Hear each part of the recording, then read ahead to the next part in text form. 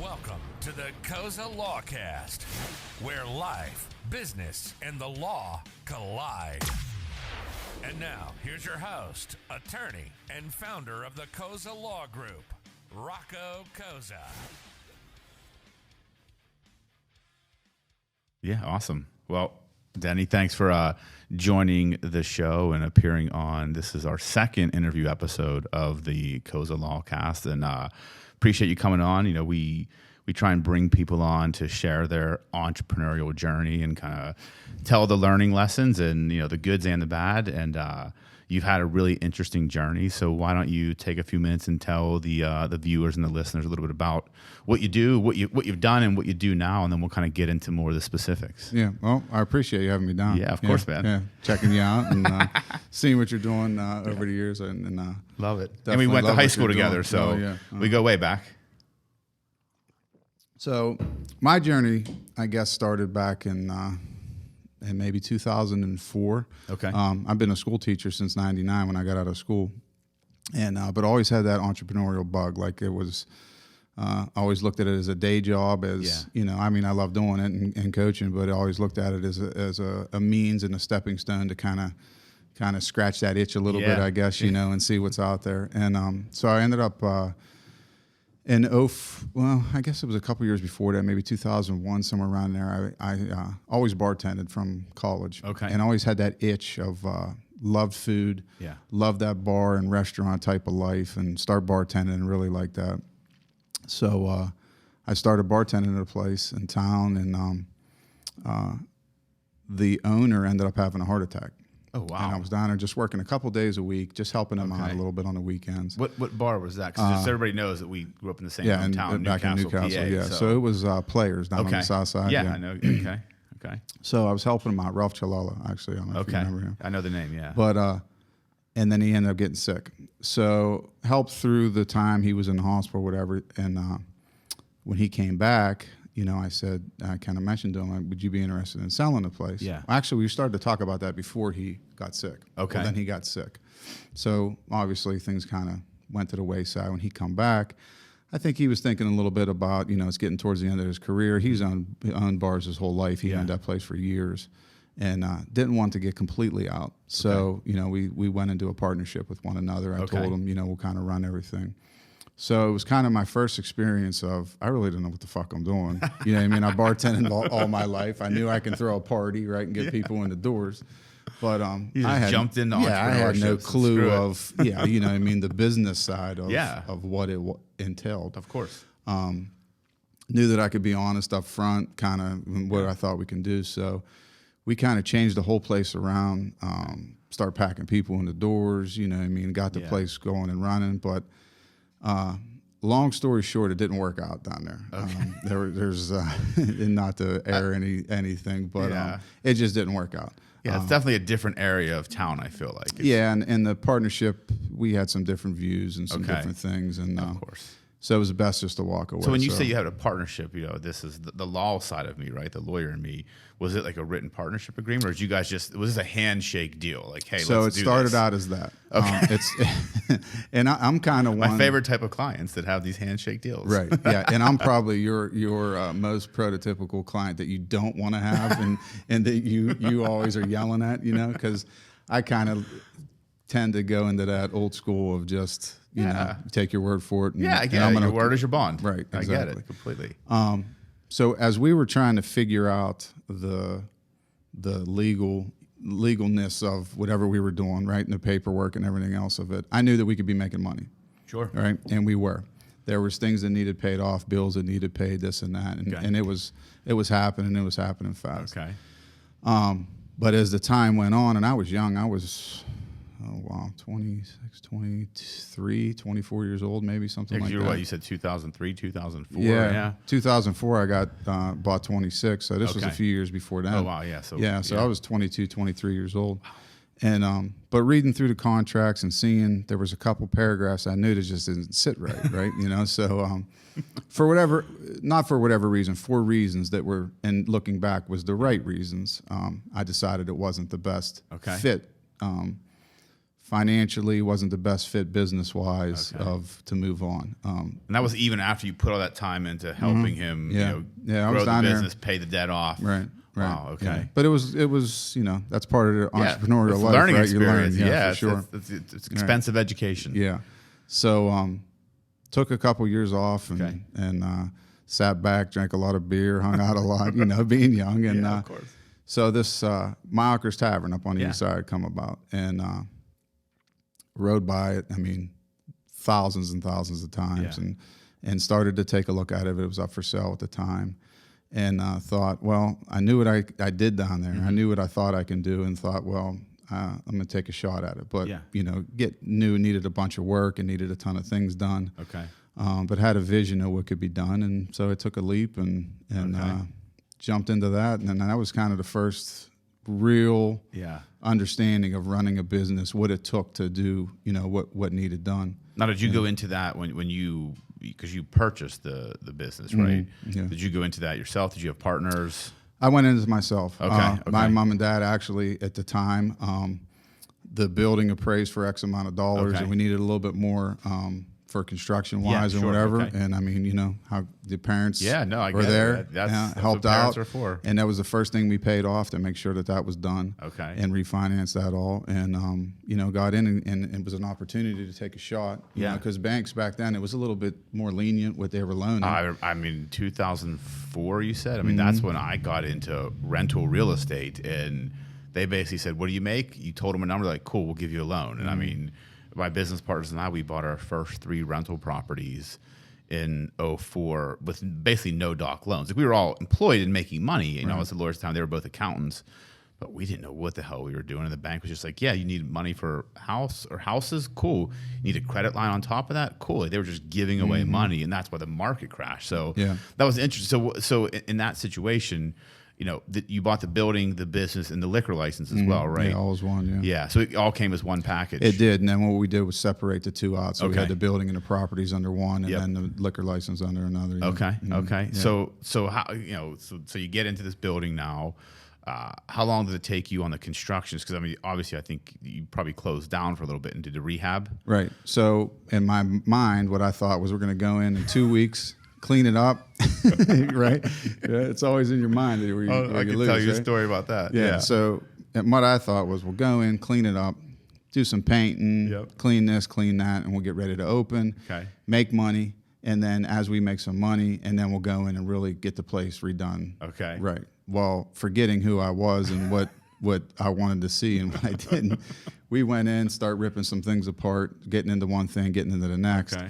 And everything we made look nice made the next thing look that much worse. Because they owned the Myocker's owned, and they're great people. They owned that Myocker's Tavern for, when I bought it, it was 44 years and 7 months. Yeah, I remember as a kid, like walking by there, riding my bike by there, it was always Myocker's. Yeah, it was at the family owned. And you figure 44 years of daytime drinkers and locals in there trading electric work for beers and everything else. There was a lot to do and fix. Yeah, I can imagine. Yeah, I mean, before I even closed the deal, we had a bad storm, and part of the wall fell down on the outside. And instead of walking away and saying, "No, this is probably not the right thing," we renegotiated. Okay. Price come down a little bit, and I figured, well, it's just another problem we got to fix. So how long did that rehab actually take? So we got the keys on. It was the first day of hunting of the November of 2004, which was like the 21st, 28th. Okay. It's always right around that day. It was a Monday. Got the keys, closed, got the keys. Okay. And we ended up working basically round the clock. And we opened up Christmas morning, December 21st, or 24th. We opened up at 10 or 11 o'clock in the morning. Wow. And basically we're cleaning glasses and dusting up until the second that we opened. Wow. So basically about a month. month. Yeah. Okay. About a month. Wow. Okay. Interesting. Yeah. So how was that first year? So now you had this one business where you were a partnership, and kind of now you get into your own. First year, they say what in the restaurant business, most restaurants don't survive their first year. So how was that first year? What were some of the biggest learning lessons you took from that first year in business, really on your own? Like, it's yourself now. So I'd say there was a lot. I could imagine. Yeah. The first year, I mean, went tremendous. The first 3 to 5 years went tremendous. Really? Why do you think that was? I think it was the time that it was. Okay. The age that I was, and everybody our age was at that everybody was getting jobs. Yeah. Had some money in their pocket. Good point. But we're still in that party stage of looking to do something and be we were out. like, it was like our mid-20s, right? Yeah. Right. And at the time in town, there was a few places that were still kind of fun to go to. There were Shads, there was Wise Guys. So there was still some places around town that were still going on. There was a lot more life in town back then. Absolutely there was. And I think it was just a good time. Okay. And we had been out for a couple of years, already had a place. So it was kind of like the friends, that group, and it was, and we made it a fun place to be. You know? So I think we did at least. But. Yeah, and I remember, because I mean, I've lived in Pittsburgh ever since college. I remember coming, because when I had my son, I would come up and see my parents on the weekends when I was in law school. And I remember going to different places. And you're right, like Newcastle there was actually shit to do in the town. And now it's like, I feel like there's nothing. No, there's not much. and I remember your 26 evolved over time, I felt like, because I feel like towards the end, you started getting a lot more into the food side of things, it seemed like. Because you were really just truly a bar when you started. Or not necessarily a bar, but more bar than food, I feel like. The idea when we first started was have a place to party, get some music in, some live bands, get some DJs, get some things, have a party place. But I wanted to have some simple food. I got sick during remodeling that. I ended up getting a splinter in my finger and getting staph infection where I almost killed me and I almost lost my hand. Really? Yeah. So that was during that month of trying to open. Yeah. Okay. So I ended up getting sick. I had staph. I was in the hospital, had a couple surgeries. From a splinter? Splinter, yeah. Mm-hmm. Holy shit. So when the wall come down, there was years of pigeon nests in there and shit and everything else. So we were, the bar had the way the bar was set up, it was like a Formica bar, and it had like these dials coming out with like a 4x4 on it.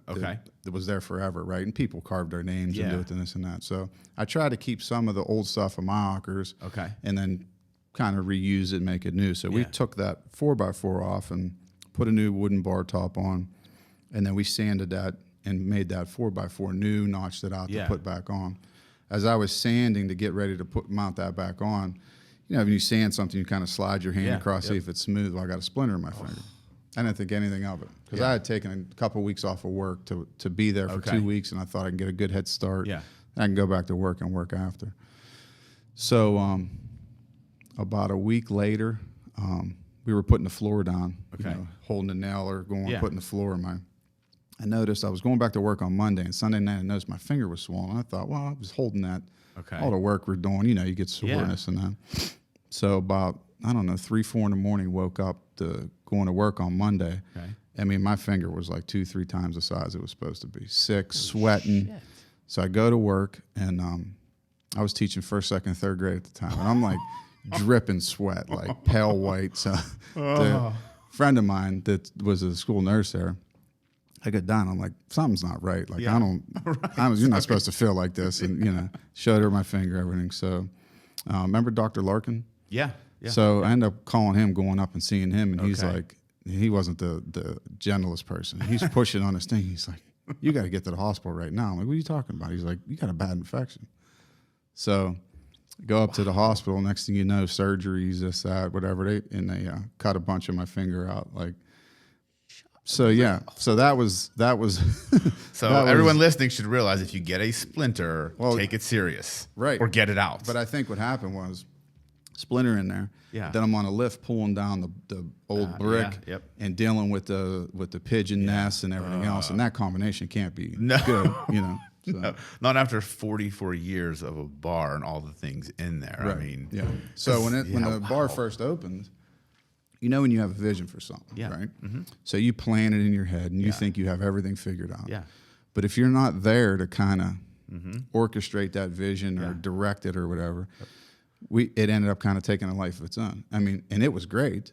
But we originally thought we were going to just serve some simple bar food. Keep it simple, make all the money at all the margins are in the beer and the liquor. Right.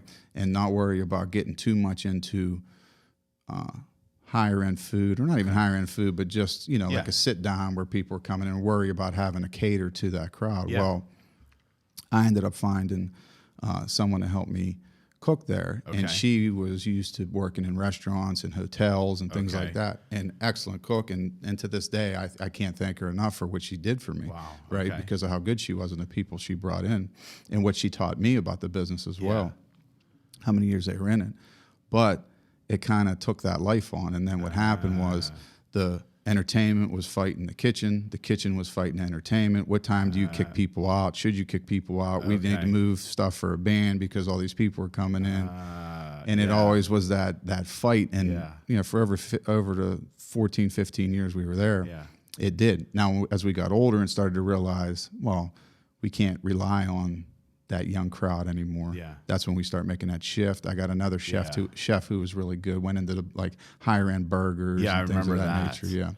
So what, I'm curious, so what was your original vision? Was just purely like a bar, just bar food, simple, and I think this is what a lot of businesses and business owners don't realize sometimes. You have to let things adapt, right? You go into, I have that problem myself. You think one way about something. You think this is the way I'm going to execute.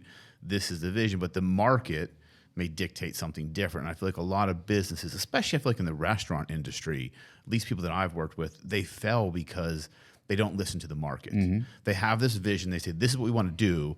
We want to serve this. It's like, well, that's great. But if no one wants this, and they want this, you have to adapt. And I think what you guys did is why you were successful for so long, because you did make that shift. And then when did you start seeing the crowd change? I think that's another thing where I know a lot of restaurants and bars, again, where they fail is they don't realize the crowd has shifted, or the crowd wants something different, or it's a different demographic. When did you start seeing that happen?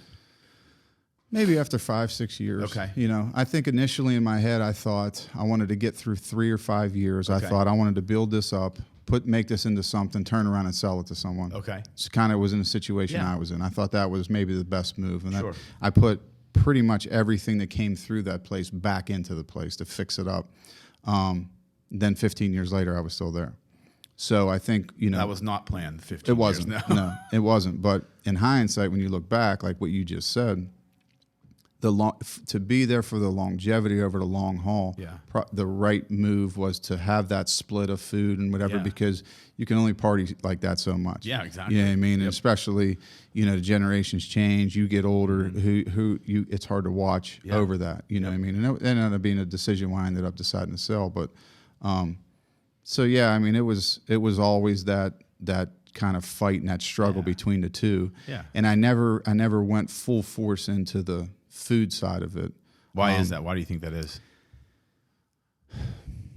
It was easier at the time at that place to worry about the beer and liquor. Yeah, and there's more money in that too, right? There was, and the size of the building, we couldn't put enough seats in there to turn it over enough times. It was hard to get rid of that stigma of this is just that neighborhood bar that's been here for 60 years at this point. You know what I mean? 50 some years. What could have been done is what I was thinking about doing at the end, and I decided against it. It was basically completely remodel that whole place to make it more feasible for like a sit down, more of a burger joint, something like that. That's a neighborhood place to take that entertainment factor out of it. Make it more of a hybrid. How many people sat there? How many people could you sit in that place? We only had. Like in the dining room, we had 4 tops, and we used to. But we would squeeze people in to eat, and then we ended up putting that patio on, which helped in the summer times a little bit, spring and summer. But there wasn't a lot of seats. No, and I think that's a challenge too. Again, with a lot of, because again, I have clients in the bar and restaurant business. It's a lot of times the space you're in dictates what you can do, and that's really what it sounds like here. Like you may have wanted to do the higher end burger place, but if you only have 20 seats, you're not going to make as much money as you can selling beer and liquor on a day-to-day one night basis. would take care of 6. Right, exactly, and that's the thing, because when we talk to potential clients that are talking about getting into that, these are things they're not even thinking about, right? They just everybody I feel like, especially guys, want to own a bar. Yeah. I mean, that's, I've always said, like, I want to own a bar at some point in time, but does it make sense? And I think you have to really know what you're doing. I think a lot of people get in to that business, or even any type of service industry business, like food, coffee shops. It's a lot harder than people think. Oh, like, yeah, you got to be cut out for sure. Yeah, yeah, like it really. So if you could go, so here's a question for you. So if you can go back and tell your 24, 25-year-old self when you were getting into it, what would be 3 pieces of advice you would give that younger version of yourself now that you've been through it all, you've transitioned, you've seen it, and now here you are today? I think, not to put you on the spot. Nah, I think about it a lot. I think first and foremost, you got to have a definite vision of what you want that place to be. Kind of like what you just said. Okay. And you got to stick to it, because it doesn't matter what anybody tells you. You have to believe in what you're putting out there. Okay. Now, menu items can change and this and that, but I think the overall theme of what you're trying to do definitely needs to stick. Okay. Business-wise, I think is crucial, is knowing your numbers, knowing your inventory. Yes. We weren't good at that at first, but knowing. What made you good at that? Just the sheer work and volume of doing it? Yeah. I mean, I knew a little bit about it just from taking some classes that I did and some bartending stuff, but I knew my numbers, but knowing the numbers of your business, right? Not just knowing the numbers, and knowing what's coming in, what's going on. And that all comes to an inventory system. Yeah. And really, whether you have a manager or you're doing it yourself, I think a lot of people think, well, I'm going to buy a bar or run a restaurant and have somebody run it. And that's the easiest way to fail. Yeah, if you're not there all the time, or you don't have a manager or somebody you can trust and those systems in place, right? Yep. So that would be another thing. The staff is key. Yeah, the staff is key, because you have to have people not only who are good at what they do, but people that you can trust and you can work with. Yeah, they have to be, I don't want to say, you hate to say that they have to be friends of yours, but you have to treat them. They have to be your family and your friend. Absolutely. They have to be that close, because, in that business, people are drifters, and they're drifters for reasons. Yeah. They're drifters wherever they burn their bridges and they're going to the next spot. But there are people out there that love that industry, and they're trying to do it for the right reasons. Yeah. So I think, those things together and those combinations of things, it's the base of what you can really do. And I think 2 of those, all of them are very important, but I think, where I see a lot of businesses go wrong, kind of working backwards, 1, the staff. Your employees are your most important. I look at it from a business perspective, right? No one's going to care as much as you do. It's your business. Like, I know here at my firm, I'm always going to care the most about what I do and what we do as a firm and what we do for clients. But I've got to make sure I have the right people here that see it the same way. That, because this is a family. We're a small firm. I want everybody to feel part of that, and that comes from the top, right? If you're not leading from the top and grooming people that way, because like you said, the restaurant, I worked in the restaurant. I worked at Shad's one summer.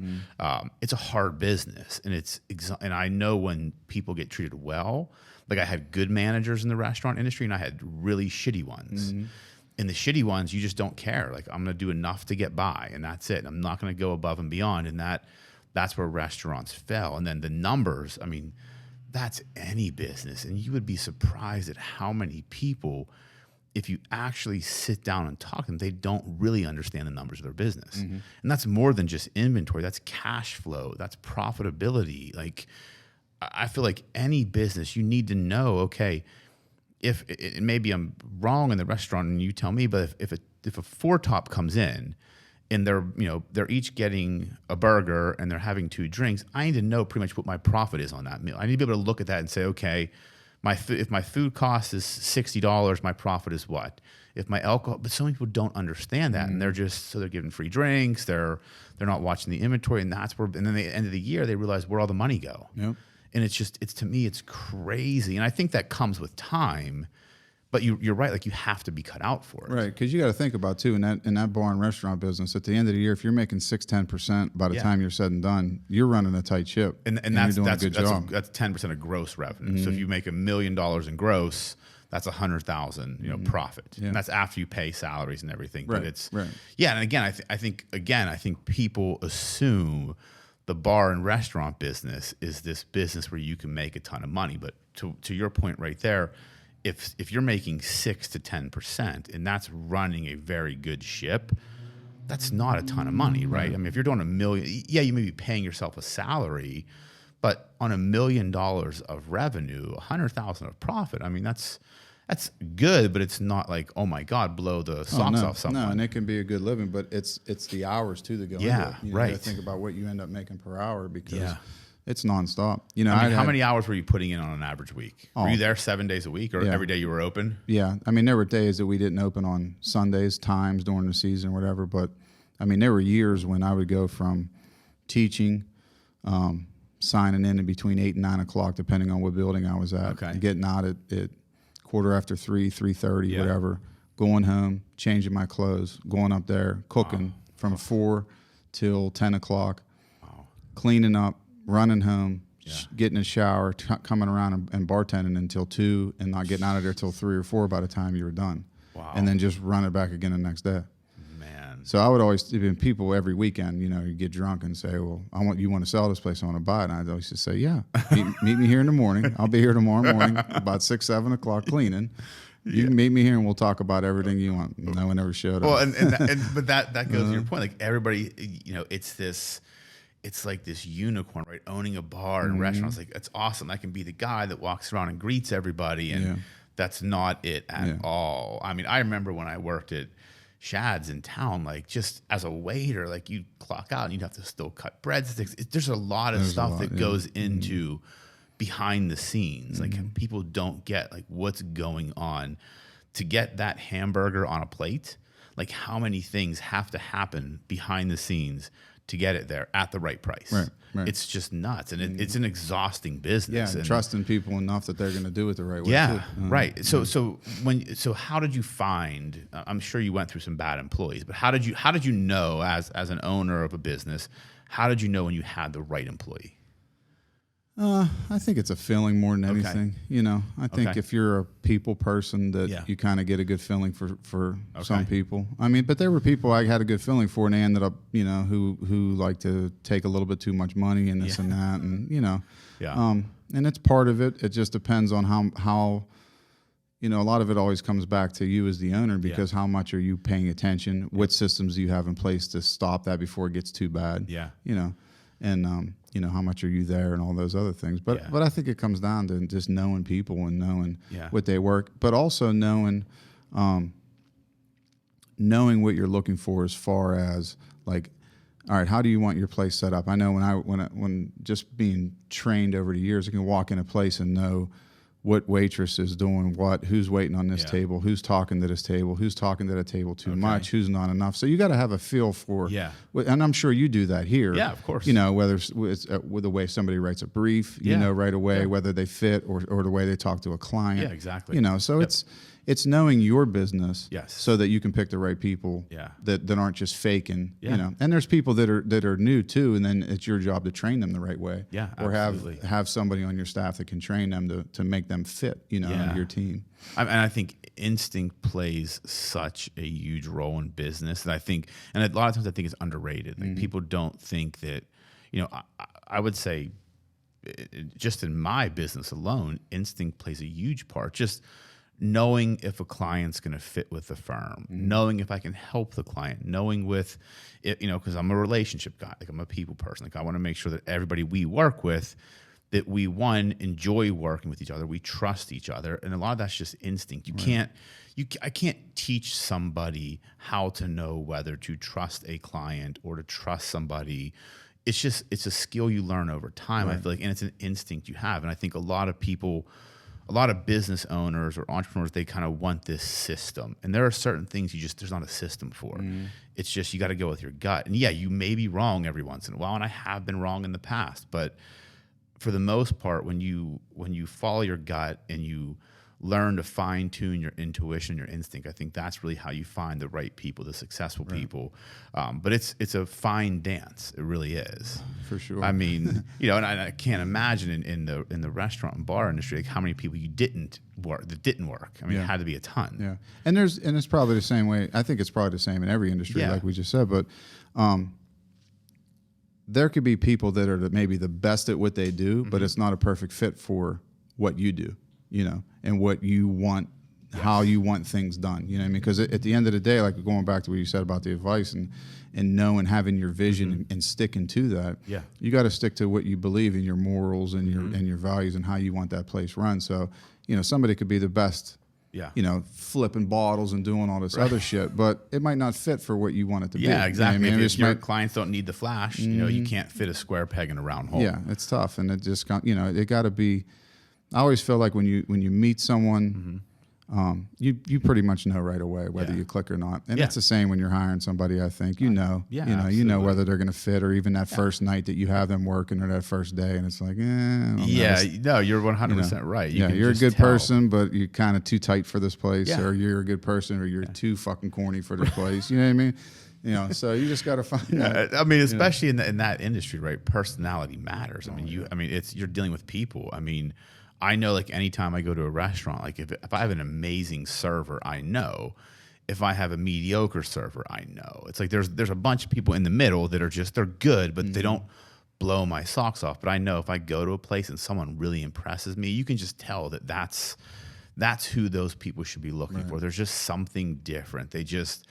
And it's almost like they get people. Because I think to be a very good server, you have to get people. I was going to say that because sometimes the best server you have or the best bartender you have leaves you the fuck alone. Yeah. Because they know that you're talking to someone in a meeting, or you're out with your wife, and they know that maybe they can tell you're in a conversation or something, right? And you don't want to be bothered of every second, how's that piece of shrimp, or how's that French fry? Like, just leave me the fuck alone. No, I want to just talk. You know what I mean? So true. It does it. It's knowing people to hire, and then those people need to know people. Yeah, absolutely. The one thing I always used to say is when what I used to think was a good thing is being able to hire somebody, train them, or if they were already trained, kind of teach them and polish them a little bit.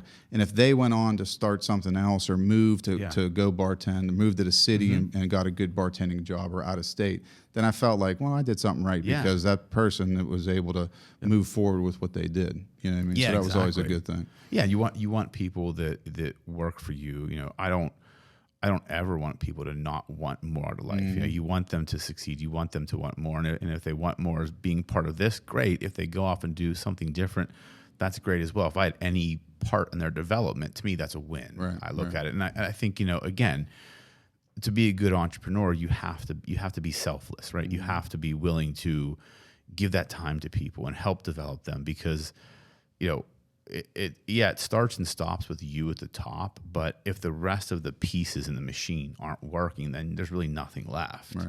So now, you kind of go through these 15 years. So what I really want to talk about is how this is your wine brand, right? This is your winery you have in Newcastle. So how did you make the transition, and kind of walk me through that story of like, okay, you're getting out of the bar business and you're getting into the wine business. So that also started in 2004. Okay. So it was kind of like, it kind of took parallel paths, but the one path was kind of just on the back burner for a lot of years. A good friend of mine, Mike Antonio, Mark Antonio, Dave Antonio, these guys, their dad and their grandfather always made wine. Okay. So we were good friends growing up, and once me and Mark were, and when I got back from college, Mike and I got close again. So they always made wine. So one Saturday, I get an invite. Hey, you want to come and make wine with us? Okay. We're going to be crushing grapes, whatever, down my dad's. Stop down early in the morning. So they had a bunch of crates of grapes. So go down, crush the grapes, go through the process, hanging out, drinking, music playing, just having a good time. Yeah. Thought nothing of it other than I'm going to get a couple bottles of wine out of this. They always made good wine. Great. So they put me on a shit job. They used to call Uncle Pat. So the way that they did it was, so we crushed the grapes. We put them over a barrel. They crushed down into like a plastic, you would put keg in. With the handles. Yep. They'd go down into there. And then I think Dave Antonio did the first swipe, and would swipe and get out all the big stems. Okay. Well, me with my not confirmed OCD, they would put me on that job, and I would go through and pick out kind of like all the smaller stems that were missed. I was like the fine tuning part. Okay. So we did that for the day, hung out, busted balls all day long. Okay. You know what I mean? Just had a great Saturday. Got drunk. I probably went up the bar and it wasn't probably one of my better nights I can imagine if I had to think back. but hung out. So Okay. the following Sunday, they always did. They would leave everything there. We'd let them sit in the 55-gallon barrels. Their dad, Bo, would then knock it down every day. So every day you got to knock down the must, all the skins, Yeah. knock them down, turn them over, Okay. and let them warm up so that they can start fermenting. So Okay. what we would usually do is put the barrels up on a rack a couple feet off the ground. Okay. Sometimes you got to put a heater down there depending on the temperature. Okay. Get the fermentation process started. Interesting. And at that point, we didn't add any yeast. We didn't do anything. It was kind of very, very old school the way we did Okay. everything. So the following, they would always do it, crush on a Saturday. The following Saturday, we'd come in and we'd press everything and be ready to go. Okay. Not really worry about where to level. We never tested anything. We didn't do shit. It was like, all right, it's ready to go. We knew it was fermenting, bubbling, Yeah. smelled good. There was fruit flies everywhere. Okay. All right, this is ready. So that following Saturday, we meet up again. Again, probably off a long night at the bar. right. Meet up there. And we had the two 55-gallon barrels. We still use one of them to this day. Okay. One of the white ones that's up at the winery. Huh. And we had blankets over top of them. Okay. So they said, go over there and open the blankets. So I get a smile on my face because I can smell it right now. Okay. And pull the blankets back, stick your head down in the bucket. And I don't know, maybe a foot down, foot and a half down was where the level of the skins and the grapes and everything were. And I stuck my head down in there. The smell of it was just so incredible. Like, I mean, just Really? straight wine, alcohol, the smell of the grapes, everything. And it was like, I can remember it like going through my nose, like down into my body, like into my brain. Like I was hooked right there. Wow. So went through that process, pressed, hung out all day, did whatever and talking. And in the back of my mind, I mean, like, I think when you have that bug, that right. entrepreneurial Yes. bug, and whether it's a good thing or a curse, when there's things like that you enjoy, it's like, okay, do I want to do this sometime? Yeah, right. How do I turn this into a business at some point? What do I do? You know. And so we made our wine that year. I don't know if we made 30 gallons or 50 gallons, something like that. So fast forward, we drank all year, talked all year about it, whatever, lived life. And so the following year, I was no partners in with them, like meaning like I didn't pitch for the grapes. I just went and helped, just as a friend helping. For the following year, I was asked, "Do you want to pitch in?" Yeah. So me going overboard, I said, "Well, let's make 100 gallons." And everyone was like, "You're fucking nuts. Like, what are we going to do with all this?" And I'm like, "Well, I'll take a bunch." Drink because a lot of wine. Right. In my head, I was thinking, I can start using some of this at the bar eventually if we figure this out and have dinners and do whatever and see if there's something to this, right? Let's, if we can make 30, we can make 50, we can make 100. Let's see what there is. So we did. And it come out good again, right? So we did that for a few years and we ended up, we made a small label. I got like dimensions off the internet, the size of what I think it was 4x6 or something, or maybe not even that big. Whatever, it doesn't matter. But we took Antonio's name, last name, Flora's last name. We called it Antora. Okay. So, that's what they were. That's kind of how it ties together. I get it. Okay. So I think the first one we did was we did a Merlot in 05. We might have did a Cab Sav in 05. I'm not sure. I still have bottles in my basement with that label on and everything. And so we labeled everything, got them printed, got them cut out, whatever. And it was like, it was just nice to have. Yeah. We didn't sell them. We barely even gave them away. We'd give them here or there, but it was mostly just like bragging, like, us guys. We have our own wine. Right, exactly. Yeah, I get it. And so it kind of just went from there for years. Okay. And then at one point, Bo kind of got tired of because he really did a lot of the work. Yeah. Like we were there on Saturdays. Yeah. And we would go there to bottle, but like everything in between. It was a house that he had next to his house. It was a rental of his. Okay. A triplex. So in the basement, he had to clean. He had to do everything. There's a bunch of young. His sons and me, like a fake son, like over there, like ruining his house, and he had to take care of all the work. Yeah. So I don't know. It was maybe like around 4 or 5 years after that we did it. Mark was living in Michigan at the time. He was coming home less. His kids were getting older. Okay. And so it was just kind of like me, Mike, and Dave a little bit, and Bo. So we started doing it down my house, and we like backed it up, way backed up to, all right, let's just start buying a couple buckets of juice. Okay. And like just do a couple barrels at a time. I got my uncle involved. Okay. So he got involved and started coming around and seeing what we were doing. He started doing it at his house a little bit on a small scale. Okay. And he took a liking to it, like to another level, to where he started getting into the science of it, the chemistry of it, seeing, okay, how do we test this? How can we make it a little bit better? Wow. And things like that. So we started like pushing each other with that stuff. So that was maybe like around 2010. Okay. So, and then, so as we start doing that and making it a little bit better and making some bigger batches, you can tell the wine was getting better. We started buying some equipment. So bought a filter, bought a pump, and you can notice that the wine was getting better and better, as opposed to just that old, the Italians just leaving it in the basement like we were doing the and table letting it happen, right? Yep. So I don't know, maybe the last couple years of the bar, I can't remember when Ray come on. So I got a chef, Ray Krantz, who was unbelievable. Come on board. I was getting ready to trying to sell the bar, shut it down, or I was going to close the kitchen. And Ray kind of fell in my lap. And my brother's wife, it's her cousin that Ray's married to. And hey, Ray's looking for a job. You want to sit and talk? We got to talking, and like we talked about, hit it off like right off the bat. Had same kind of ideas about about things, and so we kind of completely changed over the bar and started doing these dinner clubs. So on Tuesday nights we're always slow at the bar, so we started doing dinner clubs, selling tickets. I think we put like 25, 30, 40 people in there, somewhere around there, and we would do a 5-course meal. And then we would pair it with 5 of our wines. So over the years, we kind of built up a little inventory. I had some different wines. And then Ray would come up with the dishes. I'd pair the wines with the course and start doing that and start changing things over. And that was kind of, with everything else that led up to it, that was kind of the actual roots of starting the winery.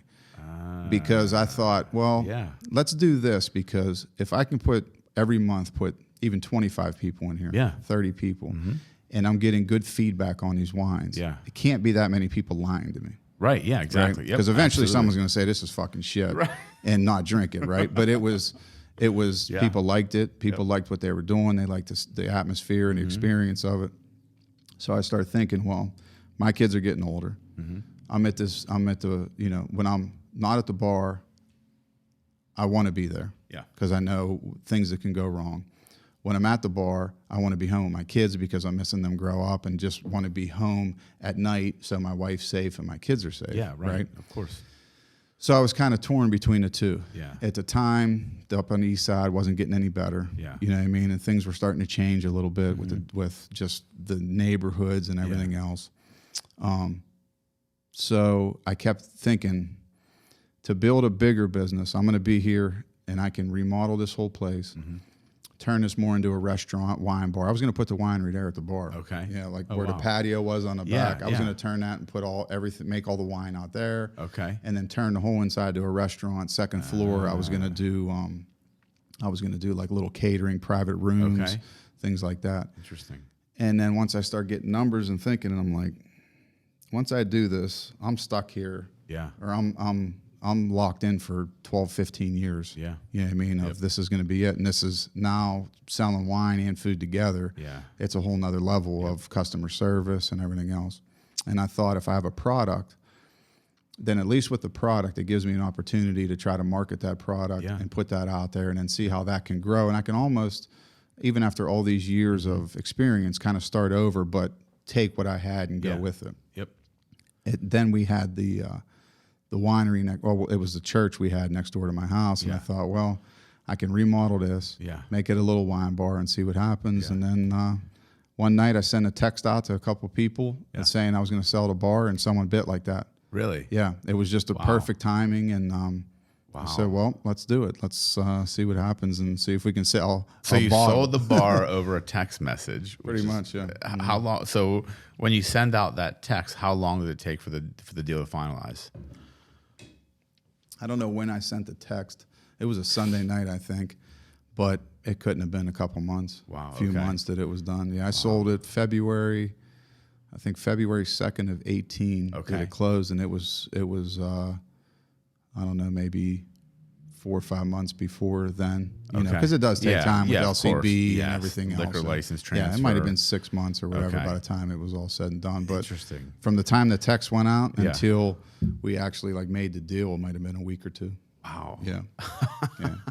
Just happened to be like, well, The perfect timing. And that's how you know it was right. Right. So that's, right. so then it's you tough to look back from that. Yeah. When it happens that easily, because I tried to sell that place a bunch of different times and things fell through, and you know, It's always, I always say the world has a funny way of clearing paths when it's ready to. Like in the past, you probably weren't ready to make that move yet. You still needed the bar to kind of figure this out. And then once you kind of figured out this, that cleared out of the way. So then you sell the bar. So then, you know, you built the winery, which I love. So how long did that take? 'Cause it's literally, I remember that was a little church growing up. Like it's, you know, it took a year. walking distance from my house, where I grew Basically up. from day one, like first rip apart, tear down, nail go in to the day it was finished was about 1 year. Wow. Yeah, and it was just my uncle and I. We had a couple, Yeah. you know, friends and relatives that helped out.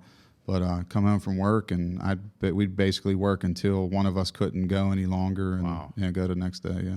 And so when you started the winery, right? There's the licensing. So what was the process like to get? Because you have it's called a PA limited winery license, right? So that's a new thing that I think Pennsylvania, they started that, I want to say less than 10 years ago, right?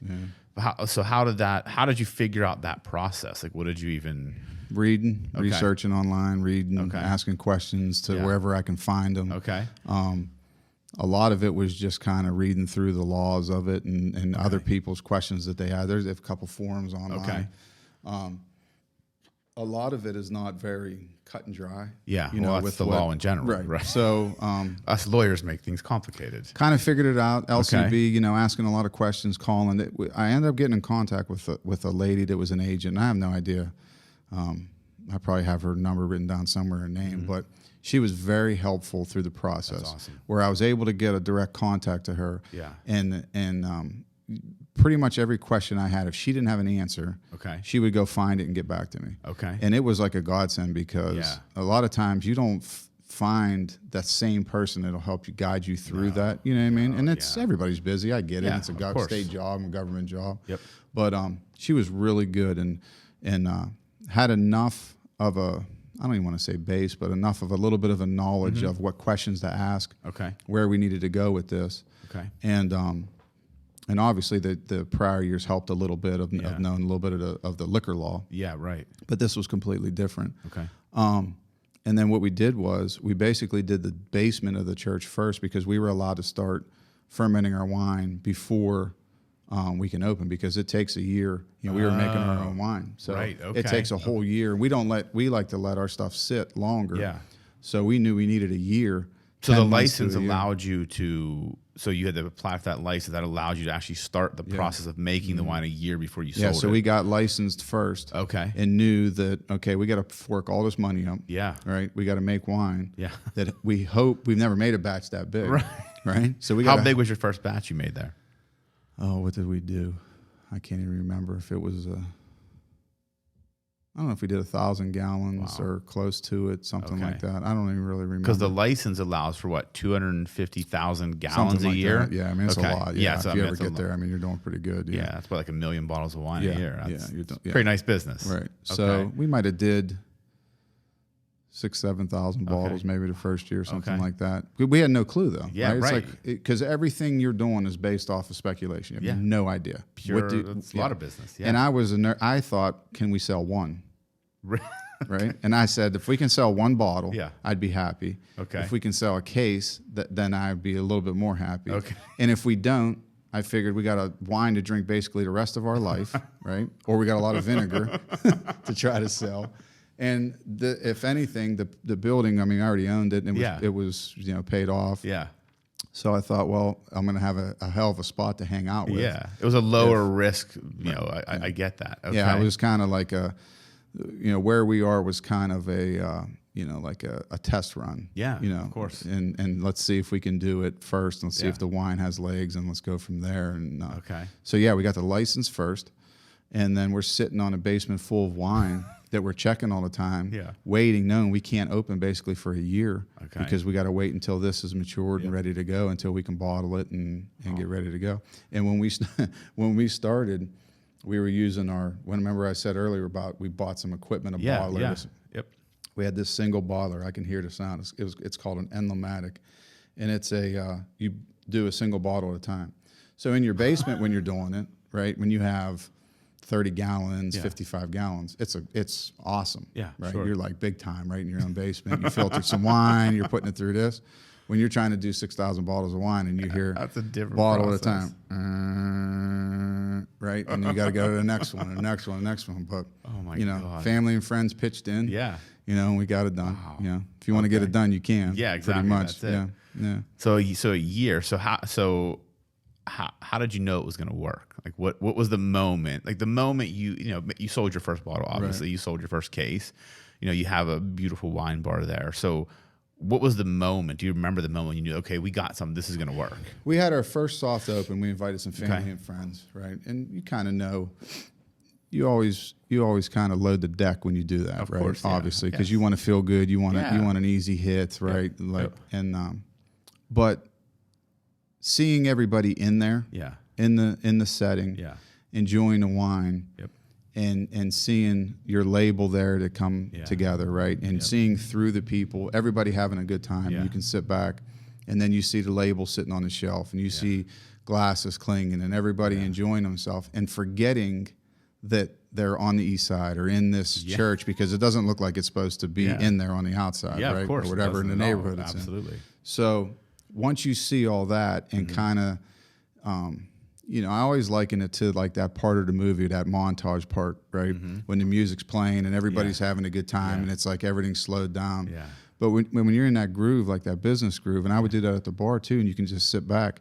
It's when everybody forgets about you. Yeah. And it's just they're having a good time because you're there, right? And that's the whole vision, is creating something Yes. that, the whole idea behind a bar, a restaurant, a wine bar, this or that, it's creating something that people can lose their mind for a couple hours, Absolutely right. forget about everything that's going on and have a good time. And when that comes together, when the music's right and they forget that they wanted to listen to a certain thing, but they realize that what you're playing, it doesn't matter, Exactly, right? And when the lighting's right and when this is right. Yep. So that first night of that soft open, it was kind of like, well, I think there's something here, Yeah. Yep. And then that when we opened up and people started buying and then coming and buying bottles and coming back, and then it's like, okay, well, this can work. Yeah, I remember when I first, I think I came like in April of 2019 is when I first, like we reconnected after high school, and I think I brought my wife, and we came and checked it out, and it was, I remember walking in there because, to everybody watching, this is a church,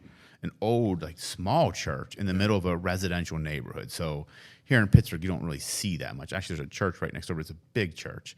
And I remember, riding my bike, walking past that place on the way to Arlington Market as a kid, and then to walk in. And I remember when I walked in, I was like, holy shit, like it was amazing there, because it's like, it almost felt like an escape. Like you're walking in, because you don't know what to expect. If you've never been in there and never seen anything, when you walk in that front door, you really don't know what to expect. I remember walking in there and just, it felt like a wine bar, like the wood, the way it was configured, and it just had this sense of comfort inside. And I think, to your point, like that's what makes a business successful, especially this type of business. You're creating an experience. You're creating a place for people to go where they can get a release or relieve themselves of life. And I remember just hanging out there, having wine, talking, and just seeing the people in there. I like to observe people. And I remember just watching the people there, everybody's there just having a good time, but it wasn't like one of those bars where it's crazy loud. It was just like people were there to just decompress, it felt like.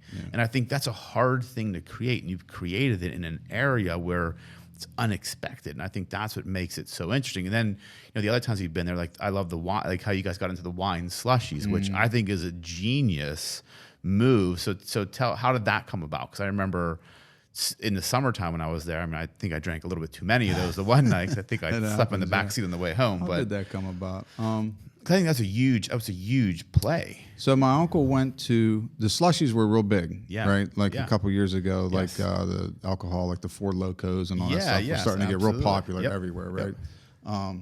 I think Shenango Beverage, like in town, was the one I heard about the most. Okay. That they were like really good at it Okay. in town. But my uncle went to a wine expo, so we thought, we got to start going and getting to know the people in Yeah. the industry and Yep. this and that, getting our name out there and making some connections, And so he ran across D. Marie, who we deal with, Okay. and come back. He's like, you got to try these wine slushies, Okay. blah, blah, blah. We got to look into it.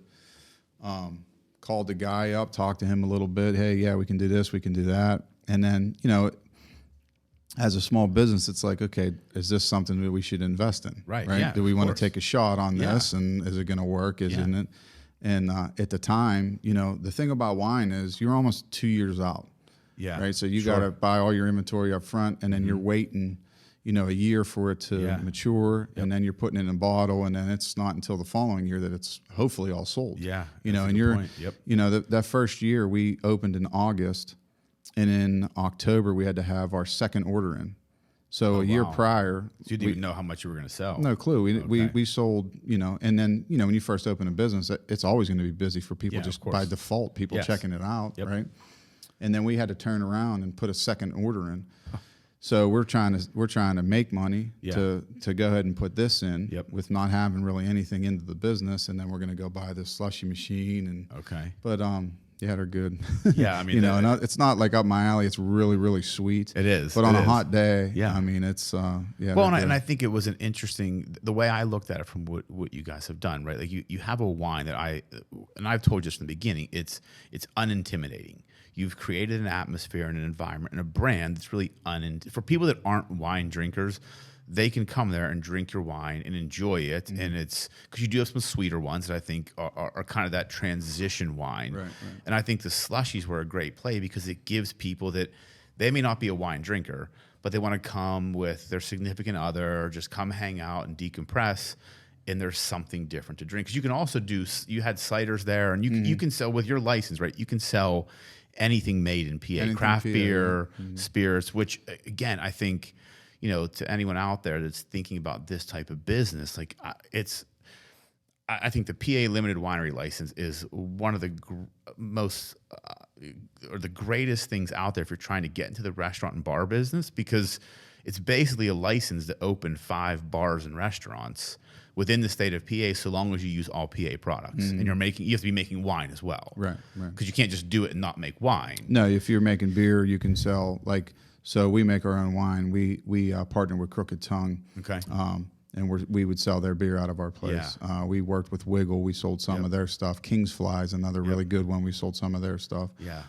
So you kind of build your own little niche of what we're trying to do. Obviously, you want to sell your product the most, but there's people that just aren't wine drinkers. Yeah, and you could give them an offering where they can come and have something else. So kind of as you've expanded the winery and kind of built out that business, and obviously the pandemic happened in 2020, so that business has kind of slowed down. And then you opened a second location, right? So tell us a little bit about the second location you have now. So when we were making everything in the basement, year 2, we kind of, like I said, we didn't know what to project, our forecast. We were going off of a couple months of numbers. Okay.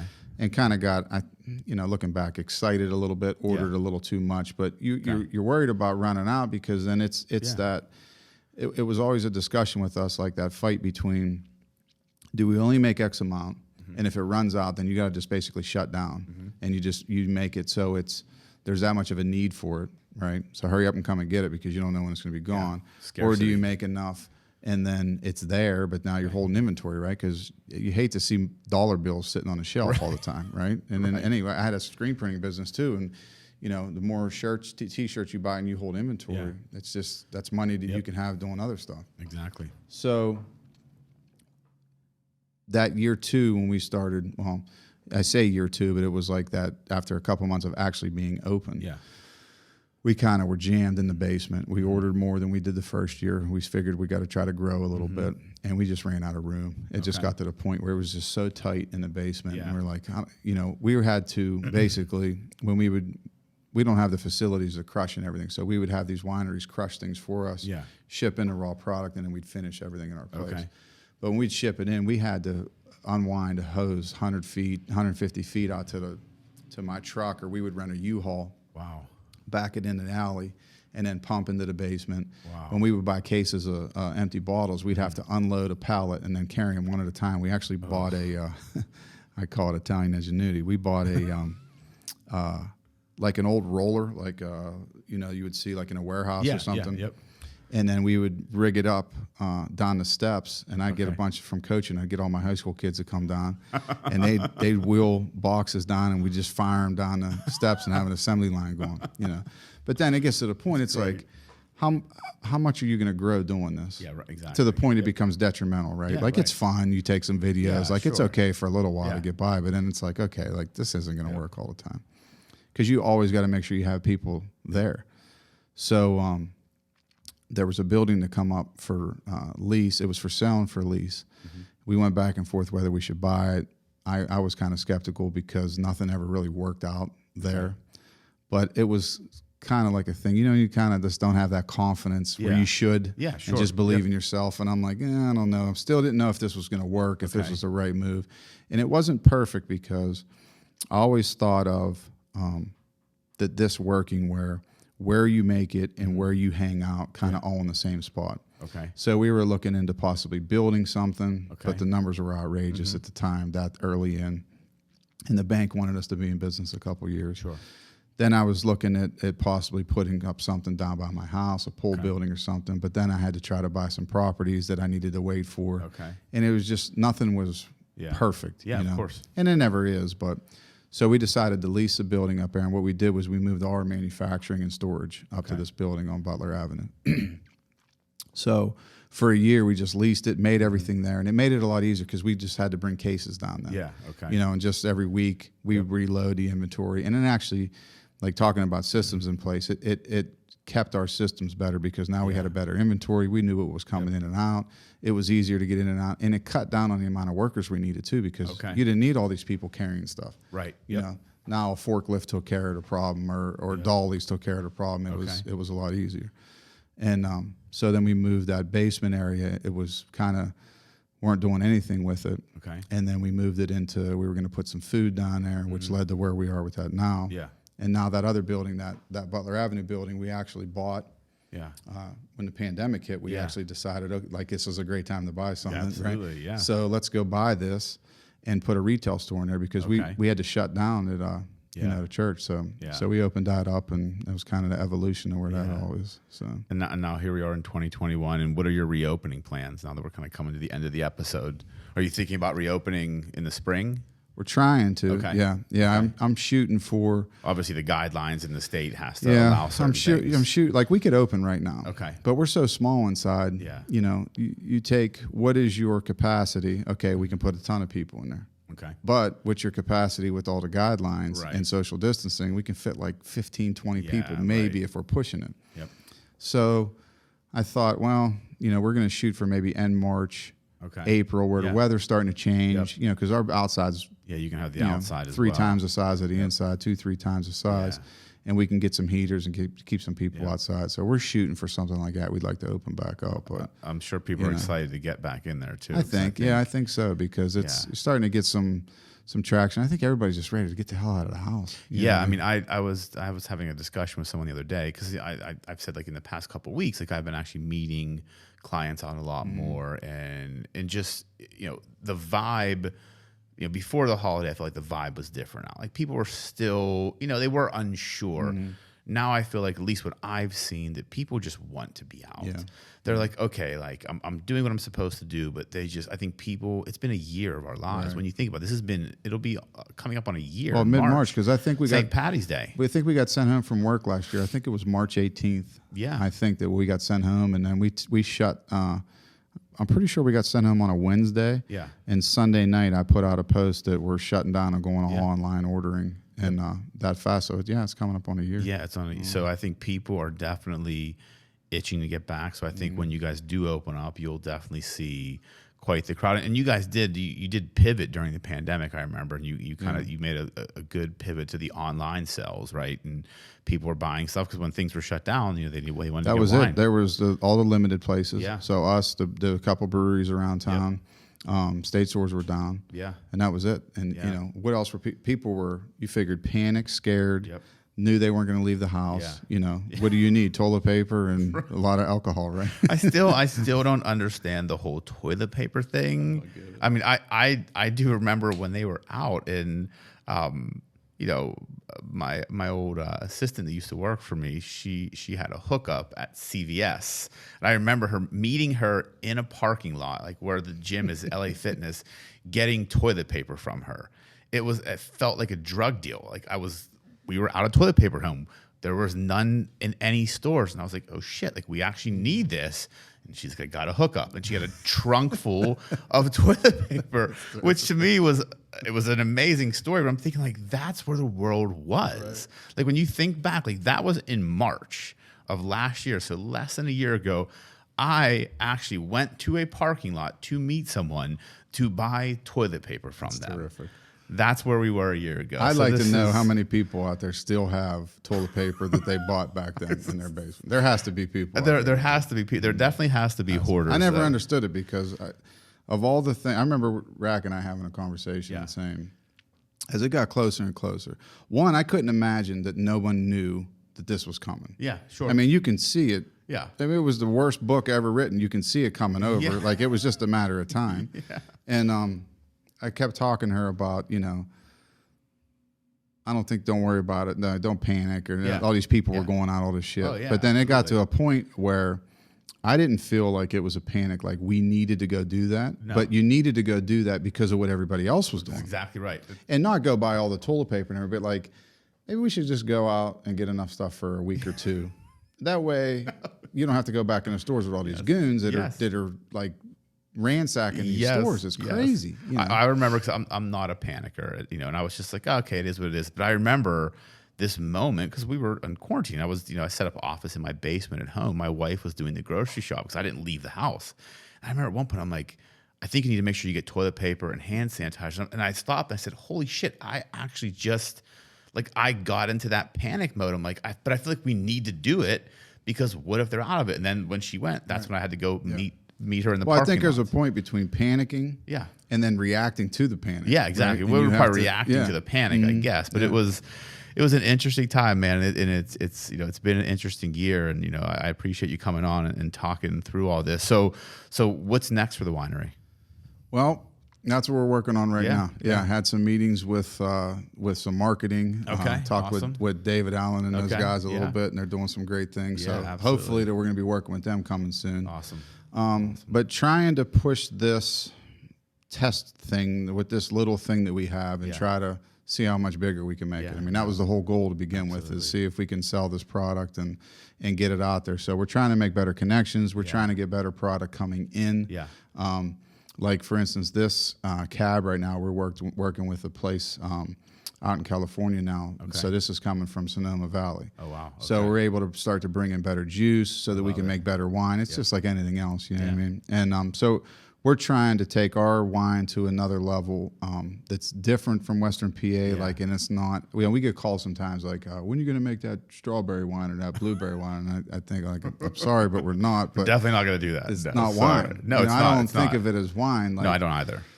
And there's a place for that. And it's the same way when we made some sweet wines. Yeah. There's a definite place for it, but we tried to at least make them for something that is ours, sweeten them the way we wanted it to be, and like you said, it's an entry level for some people, and some people just like that, and especially in Western Pennsylvania, there's not a lot of very dry wine drinkers, but we're trying to find them more and more. We did an event down here Saturday, down in the Strip, Lawrenceville, and there was a lot. It was nice to have some people that knew a little bit about wine and like that Cab or like the Merlot or Sangiovese that we were able to put in their hands. So it was nice. Awesome. Yeah. So just trying to expand the business, seeing what we can do. Hopefully we can get open back up, and I can't wait, man. see what happens with it. I mean, you're a stone's throw from my parents' house, so definitely. Well, you always got a place to crash. It gives me 2 reasons to come back up. So if people want to buy the wine, can they get it online? Yeah, you can get it online. Right now, we're allowed to ship anywhere in Pennsylvania. Okay. Yeah, so you can go to VentiSeiWinery.com. Okay, awesome. We're trying to do our best on Instagram, on Facebook, and put as much stuff out there. Go at check it VentiSei out. Winery. Yeah, give us a check out. Absolutely, man. Yeah. Well, this was an absolute pleasure, man. I appreciate you coming on, me sharing your story, appreciate man. it. I think there's some definite learning lessons for any of you out there that are thinking about getting into the food and bar business. You got to be cut out for it. That's what we've learned today. You've got to be built a certain way for it. So, again, man, thank you so much. If you haven't done so, go check out his winery and pick up some of the wine. It's fantastic. And we'll see everybody on the next episode. Thanks for listening to the Cozza Lawcast, where life, business, and the law collide. To find out more about the Cozza Law Group, check out www.cozzalaw.com.